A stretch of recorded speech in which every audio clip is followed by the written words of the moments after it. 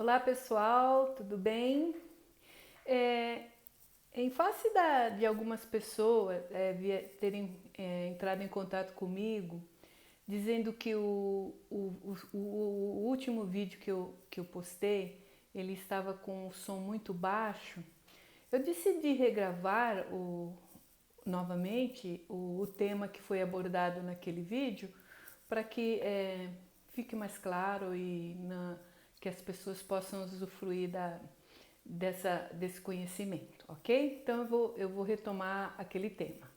Como eu havia dito, as famílias, visando a proteção do patrimônio, via de regra, se utilizam do planejamento patrimonial da família com base em três modalidades mais usualmente utilizadas na atualidade, quais sejam o testamento, a doação com reserva de usufruto vitalício e o seguro de vida.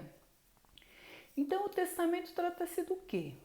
O testamento é a declaração de vontade do patriarca ou da matriarca, do dono do patrimônio, de sua última vontade.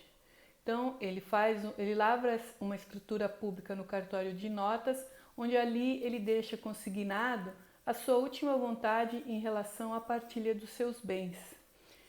Há que se observar que essa partilha, esse testamento, tem que observar a legítima, né? Que é a parte que cabe aos herdeiros no momento da sua partida.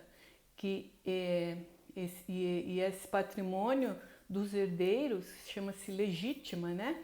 Aí esse patrimônio é levado a inventário, mas ele pode dispor de metade desse patrimônio para quem ele quiser.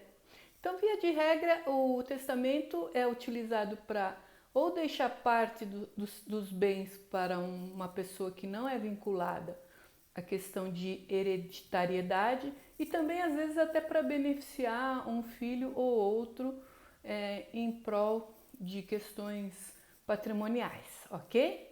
Então, feito isso, esse testamento só vai ser conhecido no momento do falecimento de quem fez, de quem possui o patrimônio.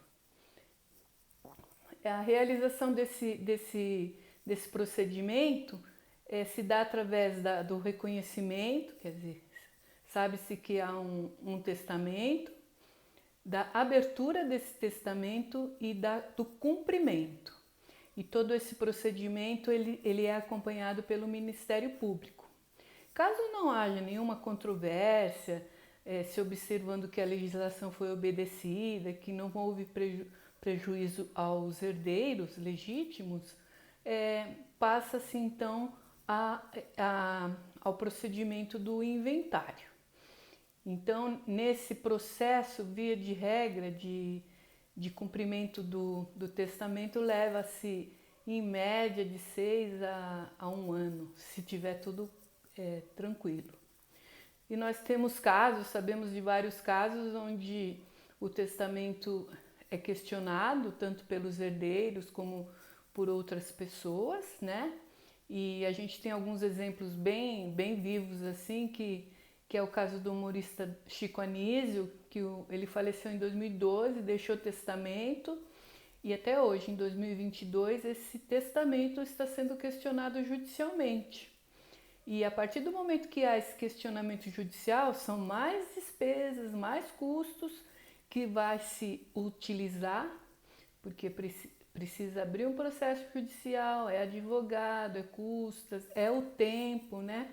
Então, pensando-se em ganhar tempo para o processamento do inventário, no caso, nem sempre existe isso, né? Também temos o caso daquele diretor, que era também ator, o Marcos Paulo, que ele faleceu também em 2012 e parece que somente agora, em janeiro de 2022, é que está se chegando a um fim, né, desse processo judicial de questionamento do testamento. Então, feito isso, o testamento sendo aprovado, né, e cumprido, aí é que se vai dar o processo de inventário. Então, é um tipo de modalidade de planejamento patrimonial que vai demandar um tempo, né? Vai demandar, assim, além do inventário, que via de regra já é longo, ainda vai ter antes disso um testamento.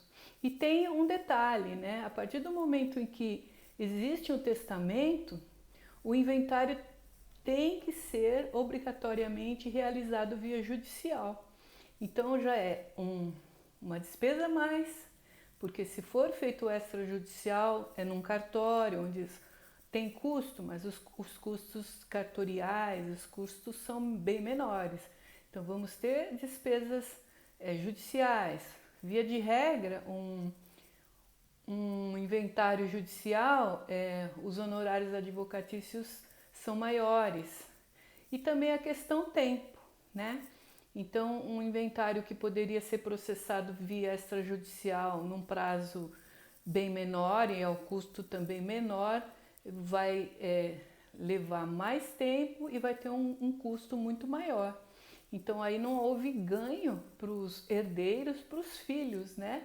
Que a ideia de um bom planejamento patrimonial é a tranquilidade lá no final do herdeiro, do filho, em processar o mais rápido possível, em usufruir o patrimônio deixado pelos seus pais e também que não se perda, né? Não tenha perda patrimonial.